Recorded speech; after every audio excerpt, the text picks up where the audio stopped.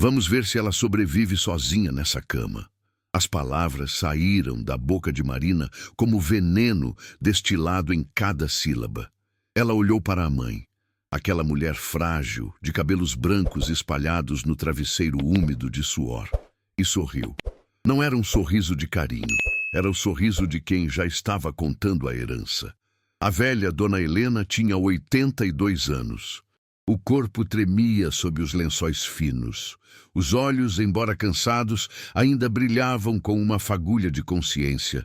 Ela ouvia tudo, cada palavra, cada risada abafada, cada plano sussurrado no corredor. Marina virou as costas e saiu do quarto sem olhar para trás. O som dos saltos ecoou no corredor vazio. A porta se fechou com um clique seco, e o silêncio que ficou era mais pesado que qualquer grito. Dona Helena fechou os olhos. Uma lágrima escorreu devagar pela têmpora, sumindo no travesseiro. Ela tinha criado aquela menina. Tinha dado tudo: amor, tempo, sacrifício. E agora, no fim da vida, estava sozinha, abandonada, esperando a morte numa cama fria, sem ninguém para segurar sua mão. Mas o que Marina não sabia, o que nenhum deles sabia, era que Dona Helena não ia morrer naquela cama. Ela ia sobreviver. E quando ela voltasse, a verdade viria com ela.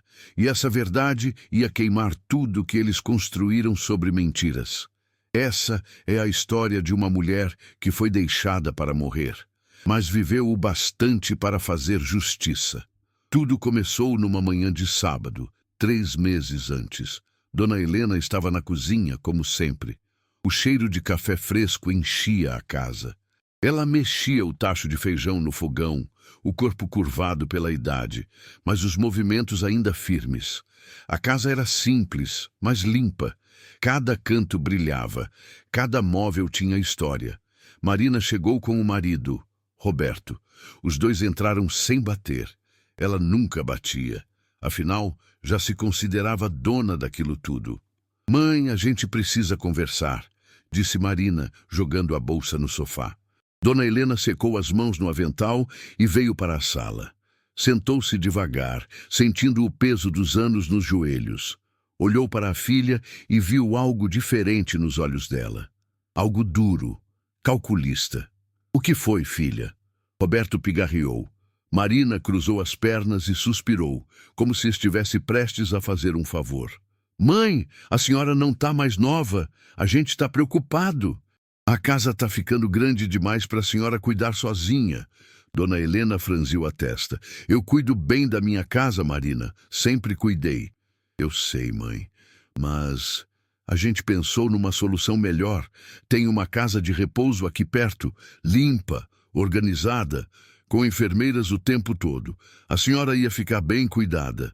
O coração de Dona Helena apertou. Casa de repouso?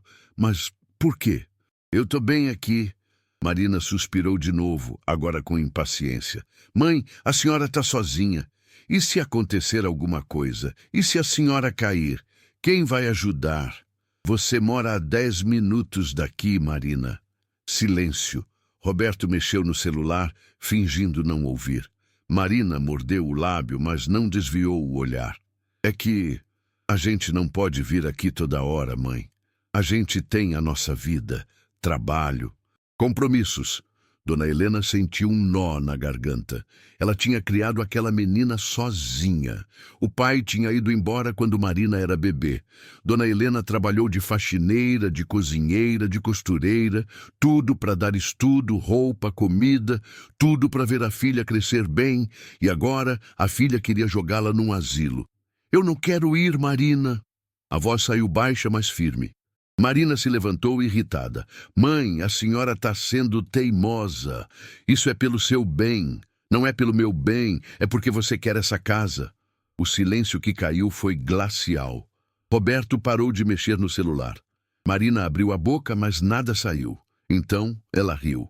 Um riso curto, cortante. "A senhora está ficando paranoica, mãe."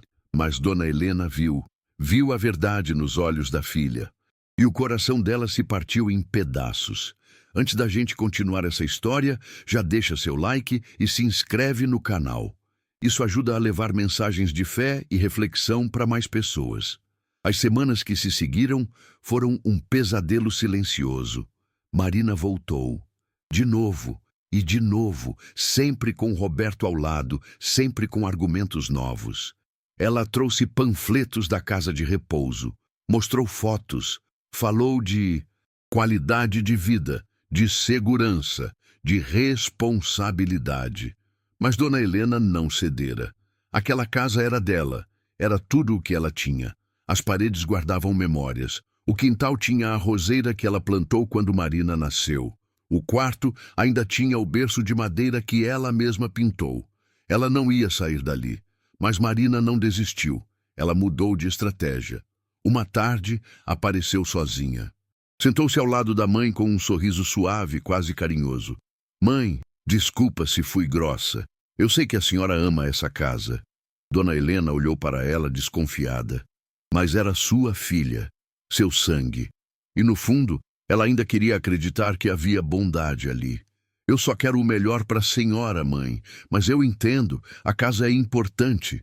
Dona Helena relaxou um pouco. É, filha, aqui tem a minha vida toda.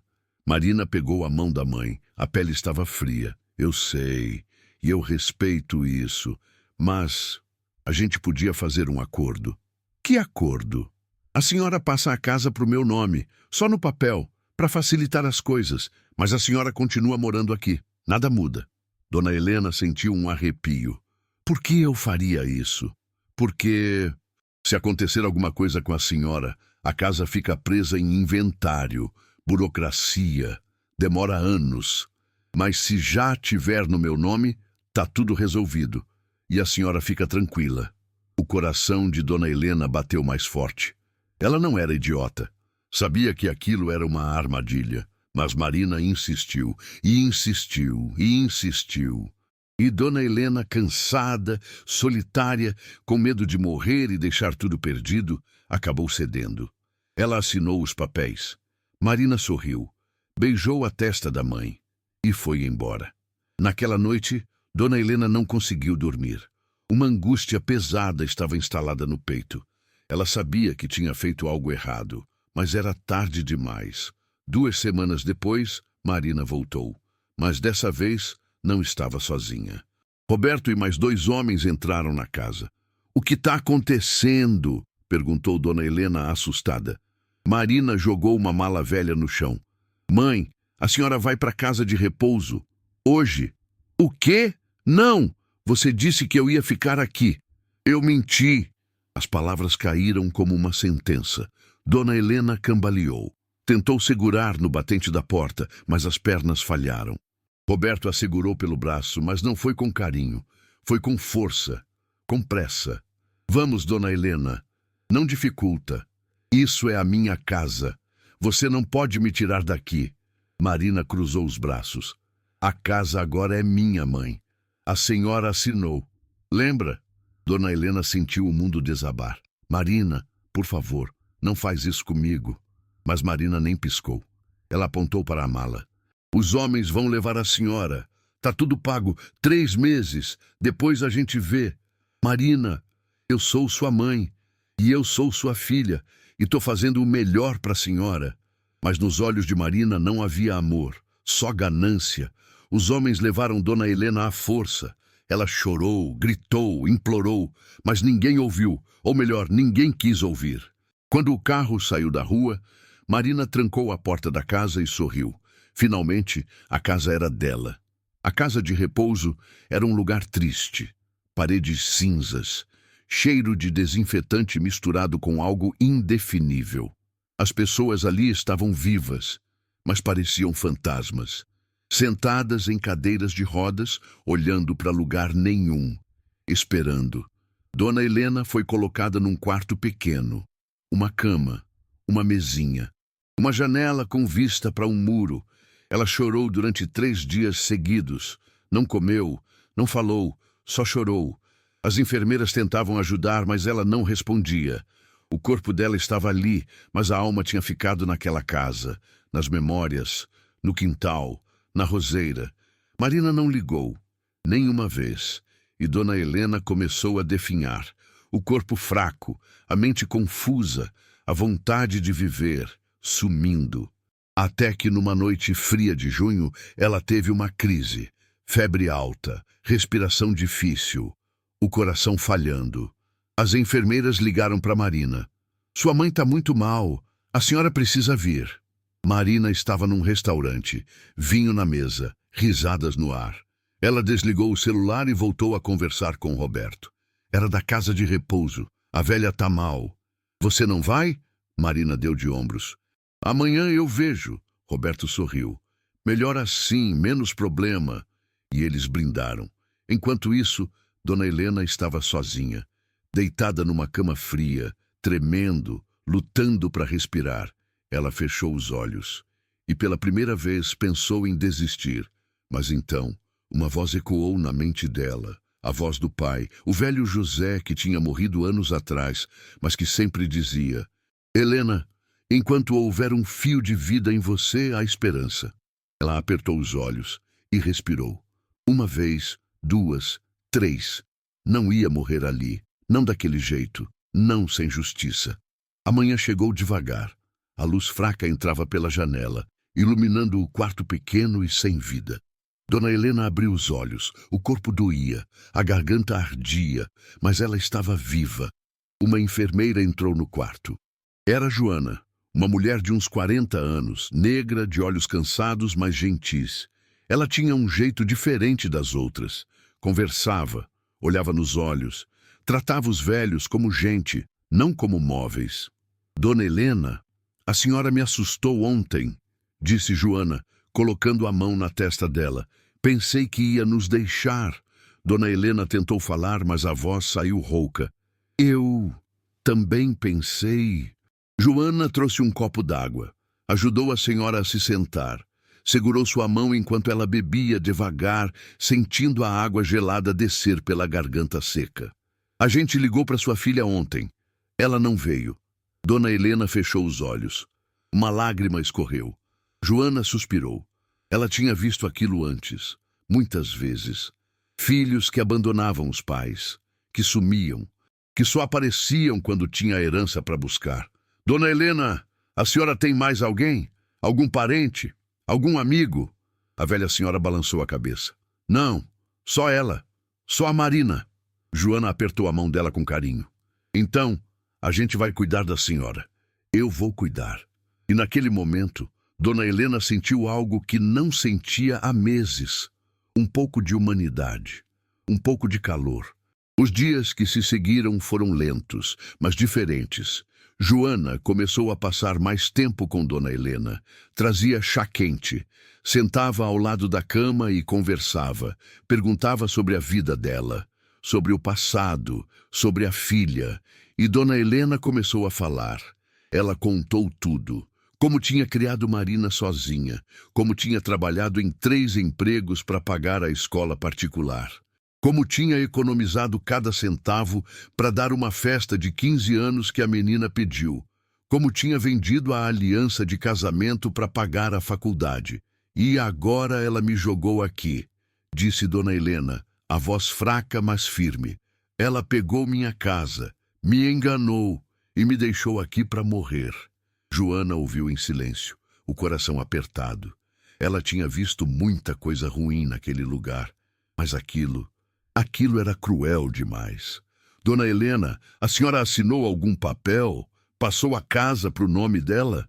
Assinei. Ela disse que era só para facilitar, que eu ia continuar morando lá. E a senhora tem cópia desses papéis? Dona Helena balançou a cabeça. Não, ela levou tudo. Joana mordeu o lábio. Pensou. Então se levantou. Deixa comigo. A gente não vai deixar isso assim. Naquela mesma tarde, Joana procurou a diretora da casa de repouso, doutora Marta. Era uma mulher séria, de óculos grossos, que administrava o lugar há 15 anos. Doutora, eu preciso falar sobre a dona Helena. Marta levantou os olhos da papelada. A paciente do quarto 12? Sim, ela está sendo vítima de abandono e exploração. A filha pegou a casa dela e a jogou aqui. Marta suspirou. Joana, isso acontece mais do que você imagina. mas legalmente não tem muito o que fazer. Se ela assinou os papéis, mas ela foi enganada. A filha prometeu que ela ia continuar na casa. Eu entendo, mas promessa não vale em cartório. Se o nome está registrado, a casa é da filha. Joana sentiu a raiva subir. Então a gente não faz nada? Deixa a velha aqui, abandonada, esperando morrer? Marta tirou os óculos e esfregou os olhos. Eu não disse isso, mas a gente precisa ser esperto. Se a gente quer ajudar, precisa de provas, precisa de testemunhas, precisa de algo que mostre que houve coação. Joana pensou. E se a gente gravasse a filha falando, admitindo o que fez? Marta arqueou a sobrancelha. Isso seria útil. Mas como você vai fazer isso? Joana sorriu. Um sorriso determinado. Deixa comigo. Marina apareceu na casa de repouso 3 semanas depois. Não porque estava preocupada, mas porque a administração tinha ligado cobrando o pagamento do próximo mês. E Marina não queria pagar. Ela entrou no prédio de salto alto, bolsa cara no ombro, óculos escuros na cabeça. Olhou ao redor com nojo. Aquele cheiro, aquelas pessoas velhas, aquilo tudo a enojava. Joana a recebeu na recepção. A senhora é a filha da dona Helena? Sou. Vim resolver uma coisa. A senhora quer ver sua mãe? Marina fez uma careta. Não, eu vim falar com a administração. Sobre o pagamento. Joana manteve a calma. Claro, mas a doutora Marta pediu para a senhora passar no quarto antes. Sua mãe está pedindo para falar com a senhora. Marina revirou os olhos. Tá bom, vamos logo. Elas subiram as escadas. O corredor cheirava a remédio e tristeza. Marina caminhava rápido, querendo sair dali logo. Quando entraram no quarto, dona Helena estava sentada na cama. Magra, pálida, mas com os olhos abertos, alertas. Marina cruzou os braços. O que foi, mãe? Eu tô com pressa. Dona Helena engoliu seco. Eu só queria saber quando eu posso voltar para casa. Marina soltou uma risada curta. Voltar para casa? Mãe, a senhora não tem mais casa. Como assim? Eu vendi. O silêncio caiu como uma bomba. Dona Helena arregalou os olhos. Você vendeu? Vendi. Semana passada. Bom negócio, aliás. Consegui um preço ótimo. Já até comprei um apartamento novo para mim e para o Roberto. Joana, parada na porta, apertou o celular no bolso. Estava gravando tudo. Dona Helena começou a tremer. Mas você disse que era só no papel que eu ia ficar lá. Marina deu de ombros. Eu menti, mãe. A senhora é inteligente. Devia ter percebido. Marina, por quê? Por que você fez isso comigo? Marina se inclinou, o rosto frio, os olhos duros. Porque eu cansei de esperar. Cansei de ver a senhora vivendo naquela casa enquanto eu tinha que me virar. A senhora teve a vida dela. Agora é a minha vez. Eu te dei tudo. E eu te dei um lugar para ficar. A gente tá quites. Dona Helena começou a chorar. Não era um choro alto. Era um choro de alma partida. De quem perdeu tudo. De quem foi traída pelo próprio sangue. Marina virou as costas. Tchau, mãe. Não sei quando eu volto. E saiu. Joana ficou parada, o coração batendo forte, o celular ainda gravando. Dona Helena cobriu o rosto com as mãos e soluçou. Mas Joana se aproximou. Colocou a mão no ombro dela. Dona Helena, eu gravei tudo. A gente vai ter justiça. Eu prometo. Naquela noite, Joana mostrou a gravação para a doutora Marta. Elas ouviram juntas. A voz fria de Marina. A confissão. A crueldade. Marta fechou os olhos. Isso é suficiente. A gente precisa de um advogado. A dona Helena não tem dinheiro para advogado. Marta sorriu. Mas eu conheço alguém, um advogado que faz trabalho voluntário. Ele se chama Dr. Renato. Já ajudou outros casos aqui. Vou ligar para ele. Joana sentiu uma fagulha de esperança. Será que a gente consegue reverter isso? Marta olhou para a gravação no celular. Se Deus quiser, sim. Mas vai ser difícil. A casa já foi vendida. O dinheiro já deve ter sido gasto. Mas a dona Helena pode processar a filha. Pode exigir o dinheiro de volta. Pode. E vai. A gente não vai deixar isso assim. 2 dias depois, Dr. Renato apareceu na casa de repouso. Era um homem de uns 50 anos, cabelos grisalhos, óculos de leitura pendurados no bolso da camisa. Tinha um jeito calmo, mas firme. Olhos que já tinham visto muita injustiça. Ele conversou com Dona Helena por mais de 1 hora. Ouviu tudo, anotou tudo e então disse: Dona Helena, a senhora foi vítima de coação e abuso financeiro. O que sua filha fez é crime. A gente vai processar ela e a gente vai recuperar o que é seu. Dona Helena olhou para ele com olhos marejados. Mas a casa já foi vendida. Sim, mas o dinheiro não. E a gente pode reverter a venda se provar que foi feita com base em documentos obtidos de forma ilegal. Vai levar tempo, mas a gente vai conseguir. Pela primeira vez em meses, Dona Helena sentiu algo parecido com esperança. Obrigada, ela sussurrou. Obrigada por acreditar em mim. Renato sorriu. Eu não acredito só. Eu sei. E a justiça também vai saber. Marina recebeu a notificação judicial 2 semanas depois. Ela estava no salão fazendo as unhas quando o oficial entregou o envelope. Ela abriu, leu e o rosto ficou vermelho. Isso é ridículo! Gritou, assustando as outras clientes. Roberto, que estava esperando do lado de fora, entrou correndo. O que foi?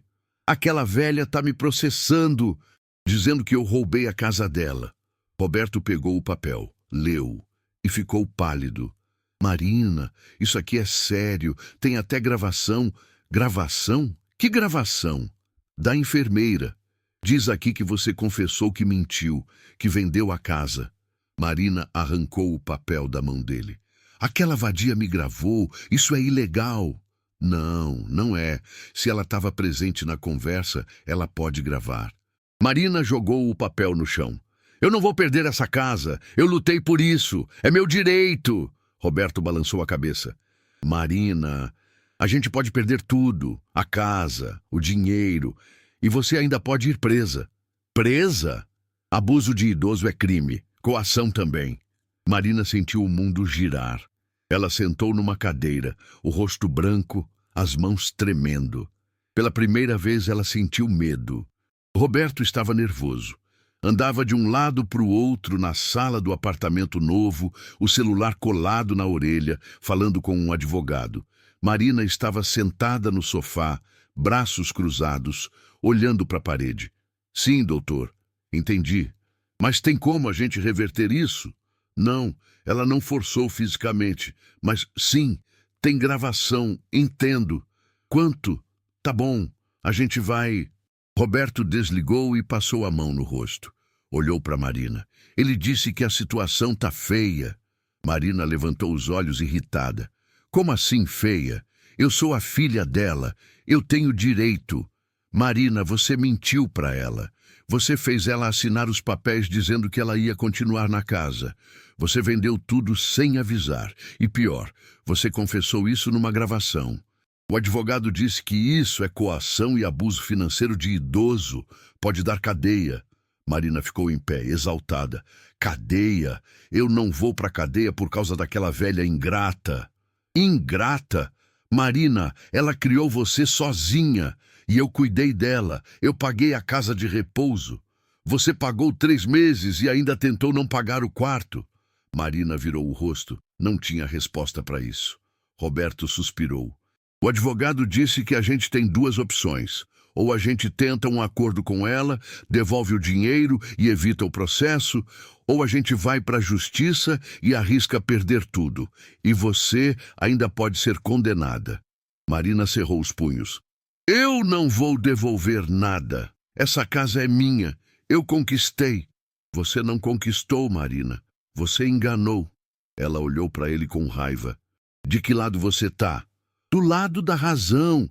A gente pode perder esse apartamento, o carro, tudo. E você ainda pode ser presa. Você não entende a gravidade disso? Marina sentou de novo, as mãos no rosto. Pela primeira vez, ela percebeu que tinha ido longe demais, mas o orgulho não deixava ela admitir. Eu não vou me rebaixar a pedir perdão para ela. Roberto balançou a cabeça. Então a gente vai afundar. Enquanto isso, na casa de repouso, Dona Helena estava diferente. Ela tinha voltado a comer, a andar, a conversar. O corpo ainda estava fraco, mas a mente estava desperta. A esperança tinha acendido uma chama dentro dela. Dr. Renato visitava 3 vezes por semana, trazia notícias, mostrava documentos, explicava o processo. E Dona Helena ouvia tudo com atenção. Dona Helena, a gente entrou com ação de anulação da doação, mais ação de reparação de danos e ação criminal por coação. O processo está andando, mas vai demorar alguns meses. Eu tenho tempo, disse ela firme. Joana, que estava ao lado, sorriu. A senhora está mais forte. Dona Helena olhou para ela com gratidão. É porque eu tenho gente do meu lado agora. Eu não estou mais sozinha.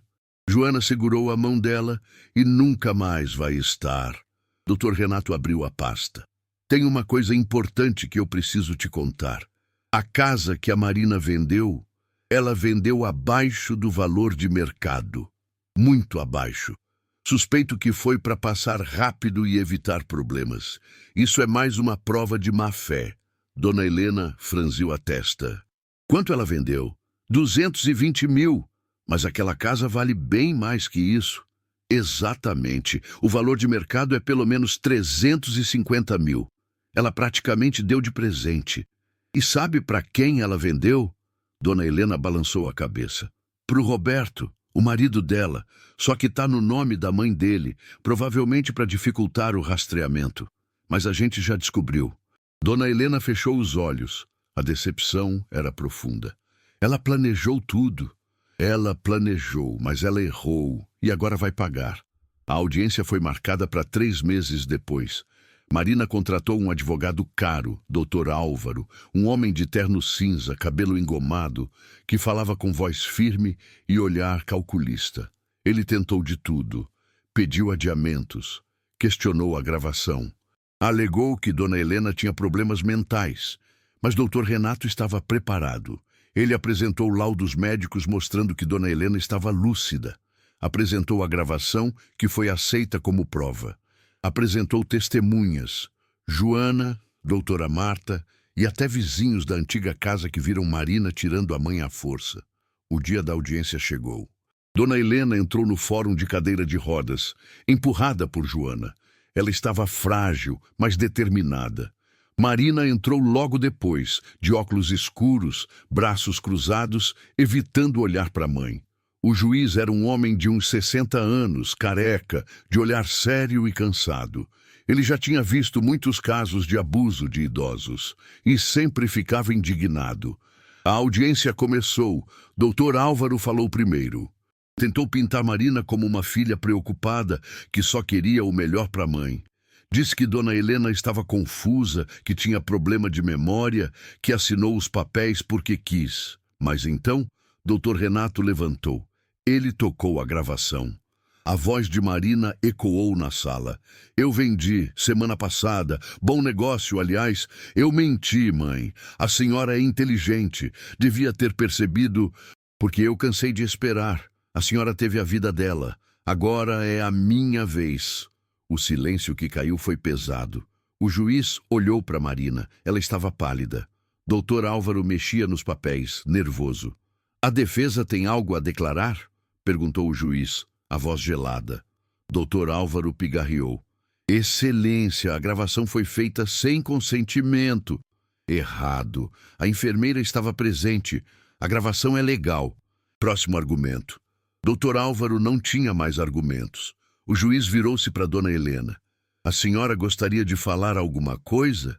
Dona Helena respirou fundo. Joana segurou sua mão. Sim, excelência. Ela falou devagar, mas firme. Eu criei minha filha sozinha. Trabalhei dia e noite para dar tudo para ela. Eu nunca neguei nada, nunca cobrei nada. Eu só queria ser amada, ser respeitada.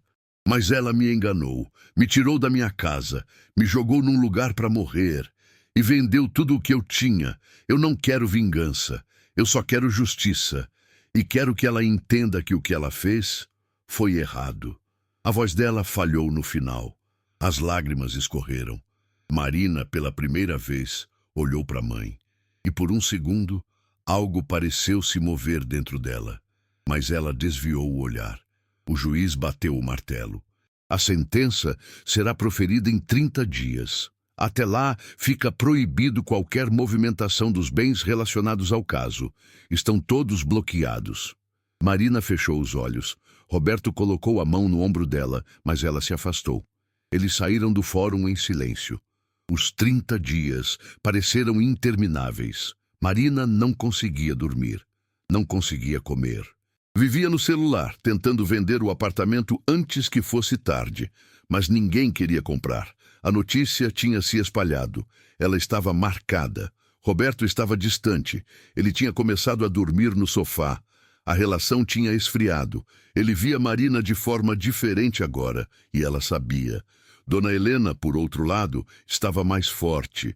Ela tinha voltado a sorrir, a conversar, a acreditar que coisas boas ainda podiam acontecer. Joana levava ela para passear no jardim da casa de repouso. Elas conversavam sobre planos, sobre o futuro, sobre a casa que talvez Dona Helena pudesse recuperar. E se eu conseguir a casa de volta, Joana? Você vem morar comigo? Joana riu. Dona Helena, a senhora nem me conhece direito. Eu conheço seu coração, e isso basta. Joana sentiu os olhos marejarem. Ela tinha cuidado de tanta gente naquela casa de repouso, mas nunca ninguém tinha oferecido algo assim para ela. Se a senhora me quiser, eu vou. Com prazer. Dona Helena sorriu. Então vai ser a gente duas velhas desajustadas cuidando uma da outra. A senhora não é velha, a senhora é sobrevivente. O dia da sentença chegou. A sala estava cheia. Marina, Roberto, Dr. Álvaro de um lado, Dona Helena, Joana, Dr. Renato do outro. O juiz entrou, todos se levantaram. Ele sentou, abriu a pasta e começou a ler.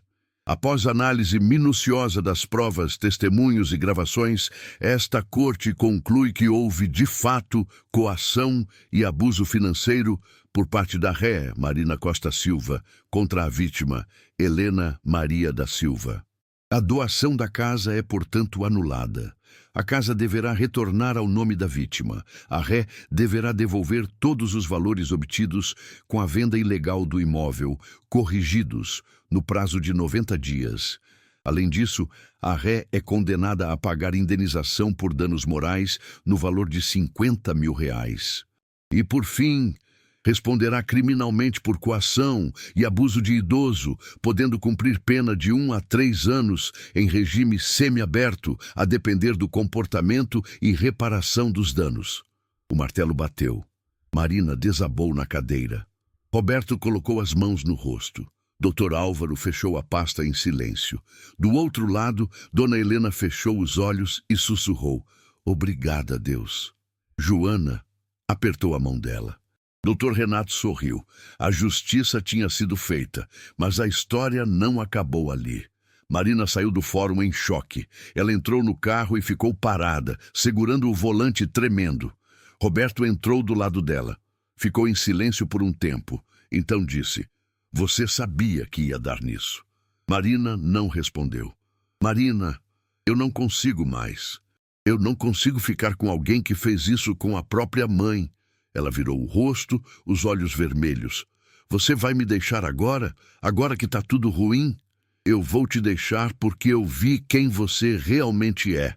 Roberto abriu a porta e saiu. E não voltou. Marina ficou sozinha no carro. E pela primeira vez ela chorou. Não de raiva, não de injustiça, mas de arrependimento. Ela tinha perdido tudo. A casa, o marido, a mãe, a dignidade, e tudo porque não soube amar. Os meses que se seguiram foram os mais difíceis da vida de Marina.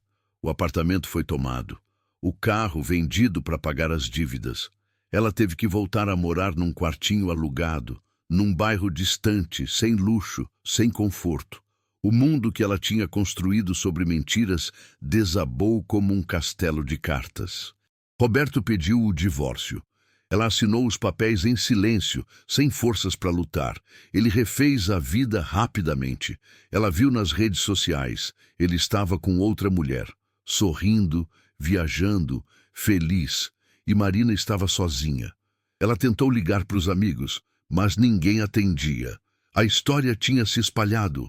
Todo mundo sabia o que ela tinha feito. Ela era a mulher que tinha abandonado a própria mãe. A filha cruel, a traidora. As portas se fecharam uma a uma. Ela perdeu o emprego. A chefe disse que a empresa não podia ter alguém com aquela reputação manchada na equipe. Marina implorou, chorou, mas não adiantou. Ela passou a trabalhar como atendente de telemarketing. Salário baixo, jornada pesada. Ninguém na empresa sabia quem ela era, e ela fazia questão de que continuasse assim. Mas à noite, quando voltava para o quartinho vazio, Marina olhava para a própria vida e não reconhecia nada. Como tinha chegado ali? Como tinha se tornado aquela pessoa? E pela primeira vez, ela pensou na mãe. Dona Helena, por outro lado, estava renascendo. A casa tinha sido devolvida. O dinheiro da indenização tinha chegado. E pela primeira vez em muito tempo, ela estava em paz. Joana tinha cumprido a promessa. Ela tinha deixado o emprego na casa de repouso e foi morar com Dona Helena. As duas cuidavam da casa juntas, cozinhavam juntas, conversavam até tarde, riam. A casa estava viva de novo. Dona Helena reformou o quintal, plantou novas rosas, pintou as paredes, colocou cortinas novas. Cada canto da casa respirava recomeço. Ela não falava de Marina, não com raiva, não com mágoa. Ela só não falava, como se aquele nome tivesse sido apagado da memória. Mas no fundo, no silêncio da noite, Dona Helena ainda pensava na filha. Ainda sentia uma dor surda no peito. Porque por mais que tentasse, o coração de mãe não esquece. Joana percebia e às vezes perguntava: Dona Helena, a senhora nunca pensa em perdoar ela? Dona Helena olhava pela janela, os olhos distantes. Perdoar é uma coisa, confiar é outra. Eu posso perdoar, Joana, mas nunca mais vou confiar. E Joana entendia. Passou um ano. Marina estava diferente, mais magra, mais apagada, os cabelos sem corte, as roupas simples. Ela trabalhava, pagava as contas e voltava para casa. Não tinha amigos, não tinha vida social, não tinha nada além da rotina vazia. Até que, numa tarde de sábado, ela passou em frente à igreja do bairro. Normalmente ela nem olhava, mas naquele dia algo a fez parar. Tinha um culto acontecendo. As portas estavam abertas. As vozes cantavam um hino antigo. Marina lembrou que a mãe cantava aquele hino quando ela era criança. Sem saber por que, ela entrou. A igreja era simples, bancos de madeira, um crucifixo na parede. Poucas pessoas. Marina sentou no último banco, quieta, quase invisível. O pastor estava falando sobre arrependimento, sobre recomeço, sobre como Deus perdoa até os piores erros. Não importa o que você fez, dizia ele, a voz firme, mas gentil. Não importa quão longe você foi, Deus ainda espera por você com os braços abertos, basta você voltar. Marina sentiu algo quebrar dentro dela. Ela começou a chorar, baixinho no começo, depois mais alto. Ela cobriu o rosto com as mãos, mas não conseguia parar. Uma senhora sentada ao lado colocou a mão no ombro dela. Não disse nada, só ficou ali. E aquele gesto simples foi suficiente para Marina desabar de vez. Ela chorou tudo, a raiva, a ganância, a solidão, a culpa, o arrependimento, e pela primeira vez ela admitiu para si mesma: eu errei com minha mãe, e eu não sei como consertar isso. Depois do culto, Marina conversou com o pastor. Era um homem de uns 50 anos, de óculos redondos e sorriso calmo. Ele ouviu a história dela sem julgar, sem interromper. Só ouviu. Quando ela terminou, ele disse: Marina, o arrependimento verdadeiro não é só sentir culpa. É mudar, é buscar reparação, é fazer diferente. Você quer fazer diferente? Marina acenou com a cabeça, os olhos vermelhos. Eu quero, mas eu não sei como. Comece pedindo perdão, não esperando que ela perdoe, mas pedindo, de coração, sem esperar nada em troca. E se ela não quiser me ver, aí você respeita, mas você tenta, porque o arrependimento verdadeiro enfrenta a dor. Marina saiu dali com o coração pesado, mas com uma decisão tomada. Ela ia pedir perdão. Levou mais 3 semanas para Marina juntar coragem. Ela passou pela rua da mãe várias vezes, olhava a casa de longe, via as cortinas novas, a pintura fresca, as rosas no quintal. Tudo estava bonito, tudo estava vivo. E ela sentiu uma pontada de arrependimento ainda maior, até que, numa tarde de domingo, ela bateu na porta. O coração batia forte, as mãos suavam. Ela quase desistiu, mas respirou fundo e esperou. A porta se abriu. Era Joana. Ela olhou para Marina e não sorriu, mas também não fechou a porta. "O que você quer?" Marina engoliu seco. Eu queria falar com minha mãe." Joana cruzou os braços. "Ela não quer falar com você." "Eu sei, mas, por favor, só 5 minutos. Eu só quero pedir perdão." Joana ficou em silêncio, avaliando. Então suspirou. "Espera aqui." Ela fechou a porta. Marina ficou parada na calçada, o coração na garganta. Dentro da casa, Joana foi até a sala, onde Dona Helena estava sentada tricotando. "Dona Helena, a Marina está lá fora." Dona Helena parou. O rosto ficou tenso. "O que ela quer?" "Ela diz que quer pedir perdão." Dona Helena fechou os olhos. Respirou fundo. "Eu não quero ver ela, Joana." "Eu sei.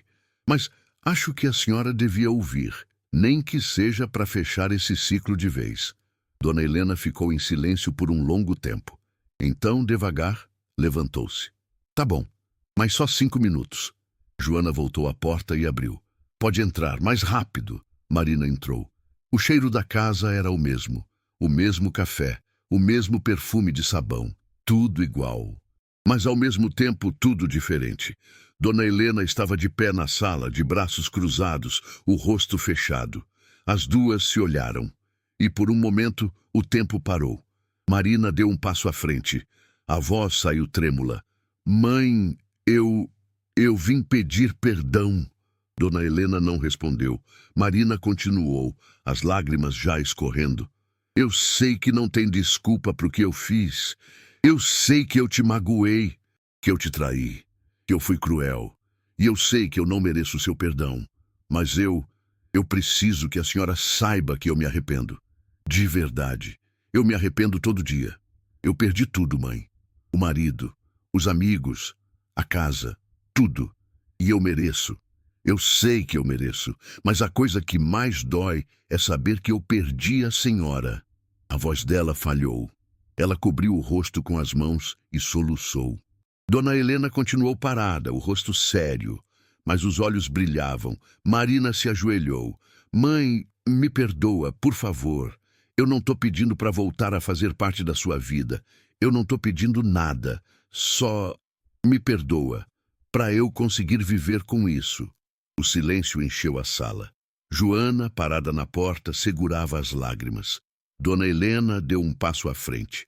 Olhou para a filha ajoelhada no chão. E sentiu o coração apertar. Ela lembrou de tudo. Das noites em claro cuidando da filha doente, das economias gastas para dar o melhor, dos abraços, dos sorrisos, da menina que ela tinha criado. E também lembrou da dor, da traição, do abandono. Mas então ela lembrou das palavras do pastor que ela mesma tinha ouvido tantas vezes. Perdoar não é esquecer, é libertar. Dona Helena respirou fundo e disse, a voz firme, mas suave: "Levanta, Marina." Marina levantou o rosto surpresa. "Eu te perdoo."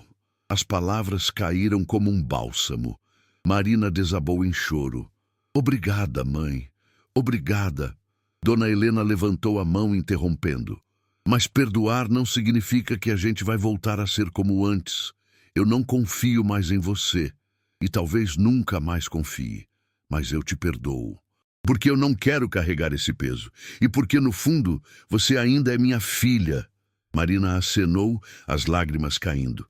"Eu entendo. Eu só precisava ouvir isso. Obrigada." Dona Helena virou as costas. "Agora vai. E cuida da sua vida. E tenta ser uma pessoa melhor." Marina levantou-se, limpou o rosto e saiu em silêncio.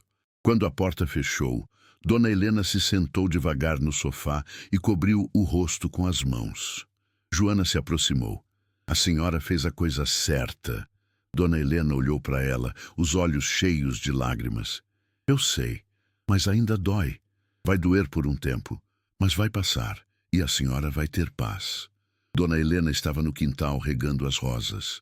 O sol estava morno, o céu azul. Joana estava na cozinha, preparando o almoço. A vida tinha seguido. A casa estava cheia de vida, de risos, de paz. Marina nunca mais tinha voltado, mas de vez em quando ela mandava uma mensagem, curta, respeitosa, perguntando como a mãe estava. Dona Helena sempre respondia, curta, educada, mas distante.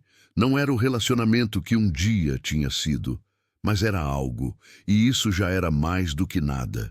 Marina tinha conseguido um emprego melhor, tinha voltado a estudar, tinha começado a frequentar a igreja. Ela estava tentando ser melhor, tentando consertar o que podia. E Dona Helena, sempre que pensava nisso, sentia uma pontinha de orgulho, pequena, mas estava lá, porque no fim das contas ela tinha feito o que toda mãe faz. Plantou sementes e esperou. E algumas dessas sementes, mesmo depois de tudo, ainda podiam brotar. A vida tem dessas coisas. A gente planta amor e às vezes colhe ingratidão. A gente dá tudo e às vezes recebe traição. Mas no fim, o que define a gente não é o que os outros fazem. É o que a gente escolhe fazer. Dona Helena escolheu perdoar. Não porque Marina merecia, mas porque ela mesma merecia paz. E Marina escolheu mudar. Não porque ia reconquistar tudo, mas porque era a única forma de voltar a se olhar no espelho. Essa é a verdade sobre redenção. Ela não apaga o passado, mas ela abre a porta para o futuro. E às vezes isso é tudo o que a gente precisa. A vida sempre devolve o que damos ao mundo. Se você acredita que o bem vence o mal, deixa seu like, se inscreve no canal e comenta de onde você nos acompanha. Que Deus te abençoe onde quer que esteja.